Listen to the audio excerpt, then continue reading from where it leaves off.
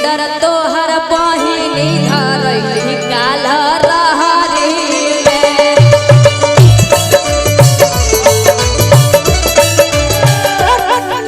ई बिल्डरवा के हुर देले सोना। हाँ जी। त गाड़ी सुनल तैयार हमर माई बहन कर देले। कोई बोलता रे? हाँ कोई बोलता के कि दिलवा में रही के तू छल कैली गे आ ठीक हो लो दिल से निकाल गेली गे साफ हो गए छोड़ा गुल्लर पर से गिरा बिल्डरवा और माई गे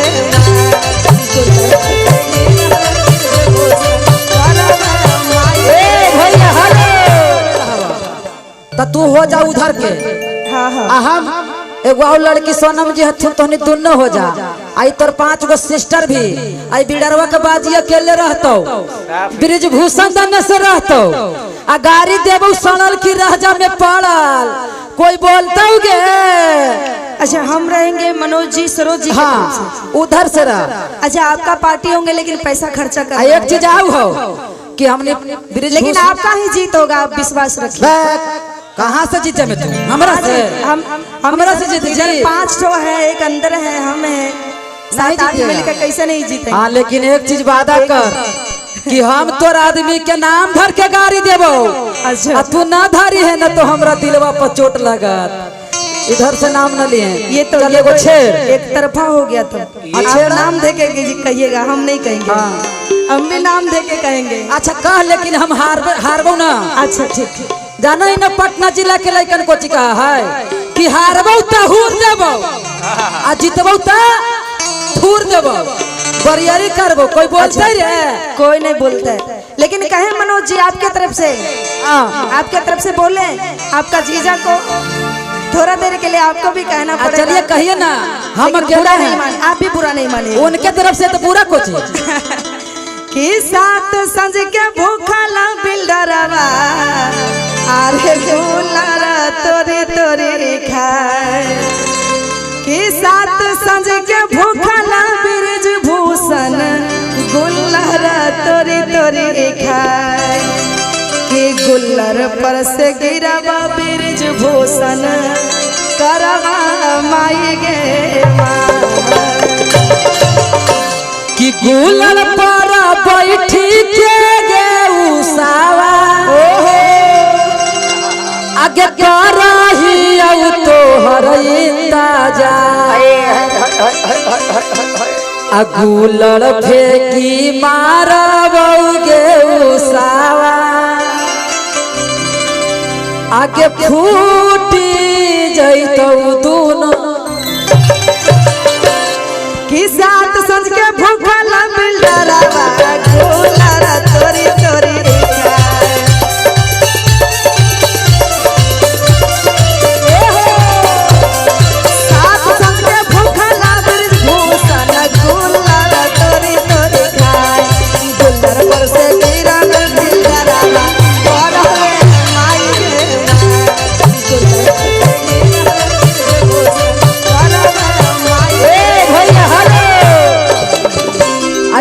जाओ म्यूजिक में हम कहते हैं कि गुल्लर पर बैठी के बिरिजा। अच्छा बुला रहे हैं कि गुल्लर पर बैठी के गे भूषण अच्छा अच्छा आगे करा हाथुन तोरे इंतजार कैसे आ मनोज जी के बहिन छिनरिया कैसे आ घुमा हो सरारी के बाजार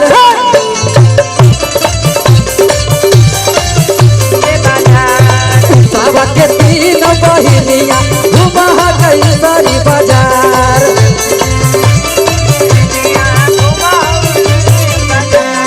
लाखों आशिक मर जाते हैं तेरी एक मुस्कान पे। लाखों आशिक मर जाते हैं तेरे एक मुस्कान पे। तेरे जैसा कोई नहीं है सारे हिंदुस्तान में। तेरे जैसा कोई नहीं है।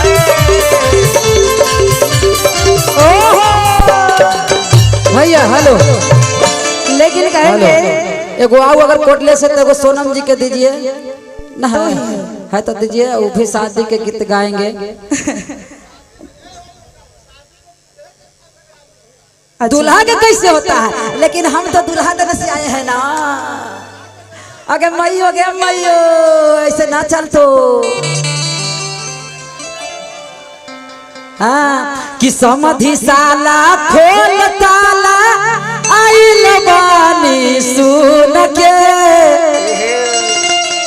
आ खोल के देखावा ना ता गाड़ी देवो चुन के। हाँ ऐसा चलतो, ऐसा कहबुआ मनोज जी के, अवधेश जी के, चिंटू जी के, सब के चारों के आ सब धियो के कहबुआ कि तनी ताकला देवलिया पका लिखल बा, तनी ताकला उषा नए तवार लिखल बा, ना सोमार लिखल बा। हो जाए इनकार की मनोज जी के, इनका की मनोज जी के, मनोज जी पॉकेट खर्चा करेंगे। तो तू उनकारे ना बहिन। हाँ तोरा कही चाहे मनोज जी के कहिए के होले ना, उनका बहन हाय उसवा के बहिनी के भतार लिखल बा,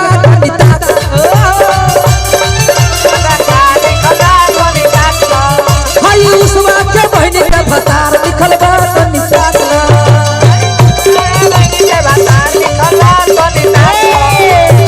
लिखल है भी लिखल है,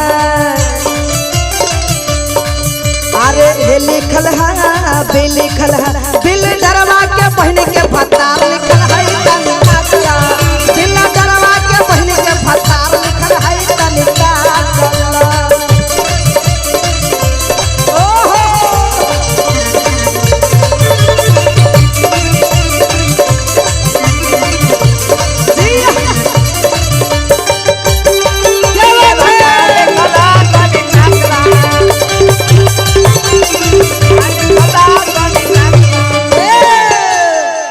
अब देख लो, यही है ब्रेक, यही ब्रेक हो।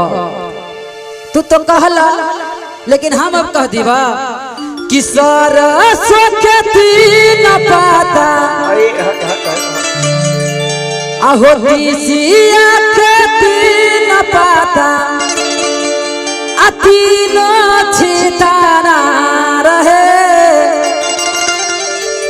आज हमने ब्रिजभूषण जी के समझ की शादी में आयल है, सालगिरह हमारे शादी। हाँ शादी में तीनों छिताना रहे। एगो माइक सोनम जी को दीजिए, ऐसे ना चल तो काम तो नहीं। दो गो रह में उषा यादव और सोनम यादव ने बड़ा अच्छा खेले, तो एक ही कोटले से तो दोनों फेरा फारी हमको यार। हम तो चाहते हैं कुछ कहिए, हमारा कोई हूँ रे, हमारा कोई हूँ रे, कोई बोलता होगे, कोई बोलते। एक मिनट हम बोलेंगे इस पे। हम इनके तरफ से है ठीक ना। हाँ हम दोनों एक तरफ है। उससे क्या हो गए, हमारा कोई सोनम इसको पूरा हमको करने दीजिए। इसको हम खोते हैं ना, नहीं आप सरसों हम खोते हैं तो दूसरा ही आप कीजिएगा। आ जाइए कि लोहरी के तीन पाता आहे तीनों छिताना रहे।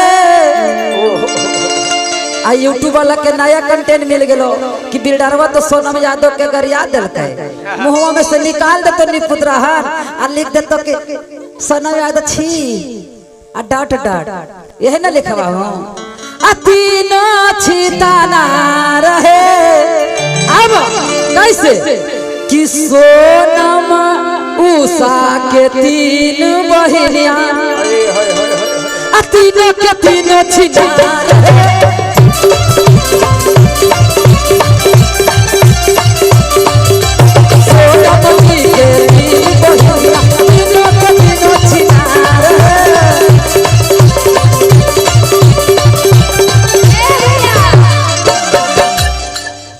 कि दिने दोपहरिया घूमे बहारी में। सुनिएगा ध्यान से, काहे कि आज कार्यकारी हो रहा है और हमको पता है यूट्यूब पे यही होगा। सोनम यादव ने इनको गाली दिया और इन्होंने इनको गाली दिया कि अरे दिने दोपहरिया घूमे बहारी में,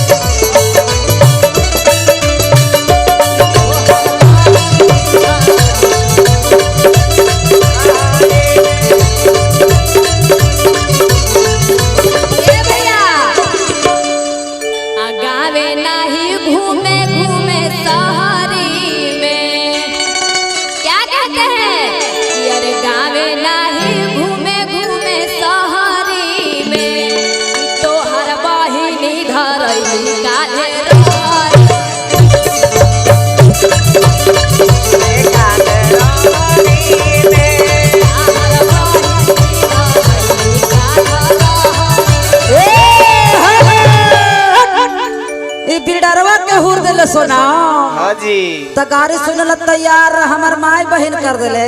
कोई बोलता हूँ रे। हाँ कोई बोलता हूँ के कि दिलवा में रही के तू छाल कैली गे आ ठीक हो लो दिल से निकाल गेली गे साफ गए छोड़ा दे के बाद कि जो तोर माई के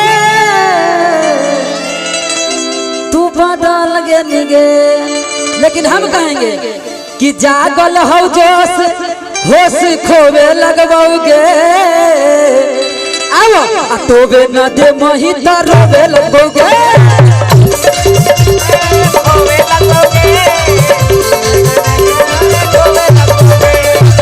जागल हो जोश होश खोवे लगवाओगे।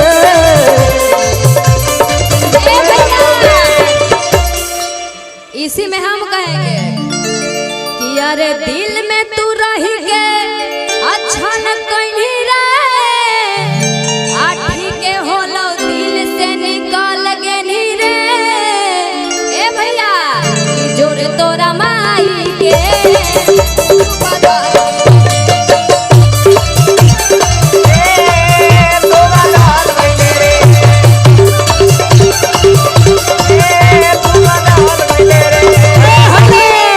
ऐसा ना चलता ऐसा चलता नहीं कि सीधा समझ के दिल लगलियो आगे हो गेले बड़ा घमंडी गे। घमंडी ई दानापुर क्षेत्र के मखदूमपुर क्षेत्र सरारी क्षेत्र के लेकर गाबो हम ना गाबो कि सीधा समझ के दिल लगलियो आगे हो गेले बड़ा घमंडी गे तया गे आंडी बांडी सांडी गे निकाल गेल छौड़ी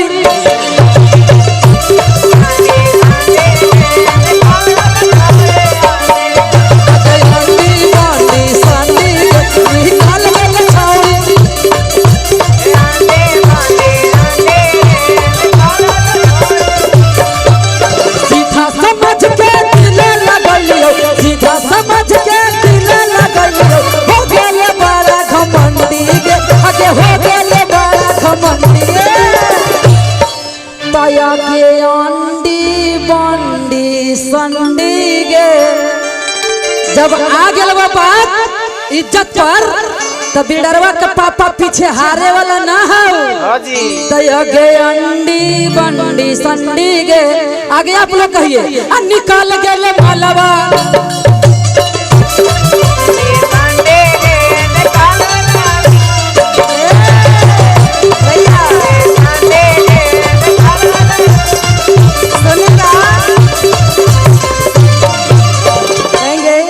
कि मेरे पापा जी दरी बिछाया अरे मेरे पापा जी दरी बिछाया कि बैठने वाला कोई नहीं कि बैठने वाला कोई नहीं बिल्डरवा के पापा मुसलमानवा के जन्मल कि बिल्डरवा के पापा मूर्खा के जन्मल बैठने वाला कोई नहीं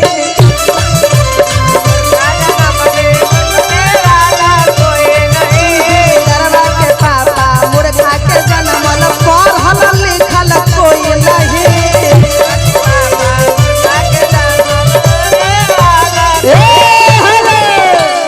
कि सुना हलियोगे उसवा आगे होले तू भी सुनिया अगे सनमा तू बड़ी भी सुनिया हले तोहनी दोनों मिलके हमरा गरी आइले हैं माने हिंदू से बहन मिलके गड़ी आएंगे तब ना माने हिंदू से मुसलमान में चल गए तो हम सोच के कहाँ जाइबो।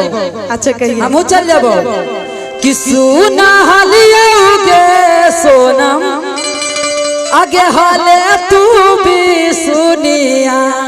अच्छा कैसे हमर भईबा जोरे सुतल तू त गेलौ ना दुनिया हमर भईबा जोरे सुतल तू त गेलौ ना दुनिया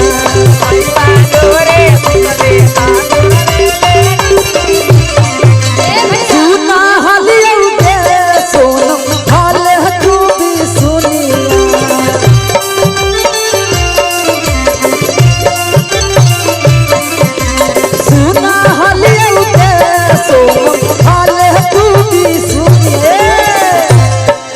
अबिरिज भूषण जोरे सुतले तो